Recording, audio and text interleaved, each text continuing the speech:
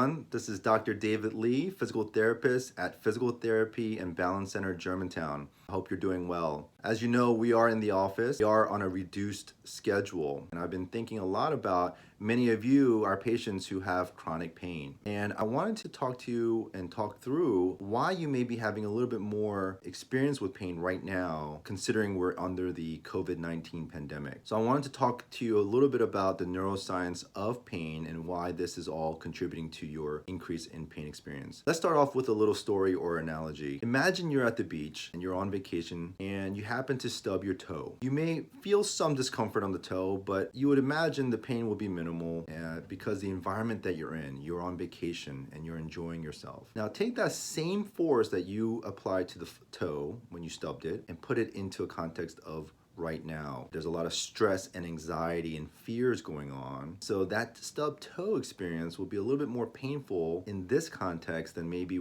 if you were on vacation. I wanted to share this graphic with you. And this graphic comes from the International Spine and Pain Institute. And I think it's helpful in understanding what's going on. If you look at this graphic, you'll notice that there are basically 6 major flags or external factors that play into our experience with pain.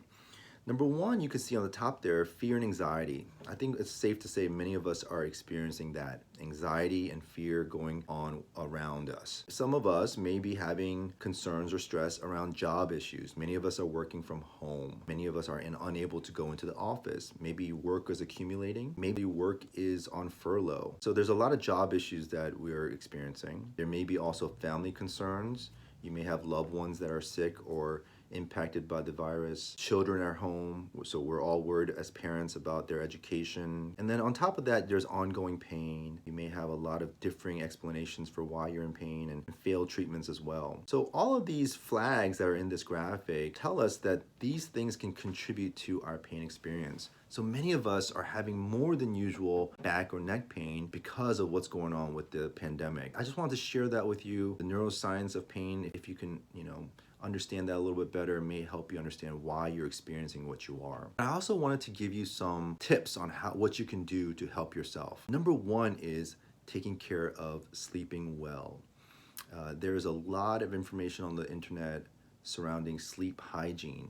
I want to share with you what comes from the International Spine and Pain Institute. And there's, as you'll see on this form, there are some checklist items that you can do to help you get better sleep. The best thing you could do is probably right now set a time to go to sleep and set a time to wake up. A lot of us are probably up at night reading or watching the news surrounding the pandemic, watching movies and catching up with Netflix, and we're allowing ourselves to sleep late.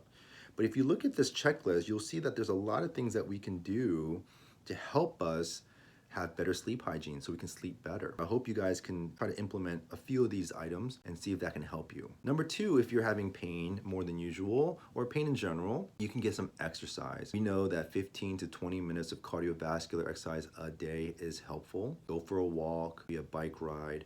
Get outside and get some exercise done. 15-20 minutes of cardiovascular exercise, not even high intensity exercise, just a nice casual walk will be helpful. And of course, observe the guidelines to social distance while we're out. Lastly, there's a lot of information on the internet also surrounding anti-inflammatory foods. There's a lot that we can do through food, through nutrition, that can help us with our internal inflammatory state. Nutrition is a big factor in how we can also help ourselves get out of pain or treat ourselves from pain.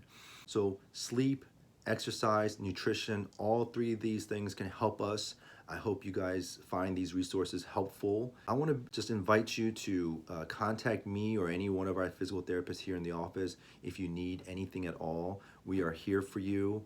You can reach out to us by calling the office or email us, and we would like to be of service to you. We are also offering telehealth now. We can video conference with you and consult with you regarding anything that you are going through. If there's anything we can do to help you, please don't hesitate to contact us. Thank you.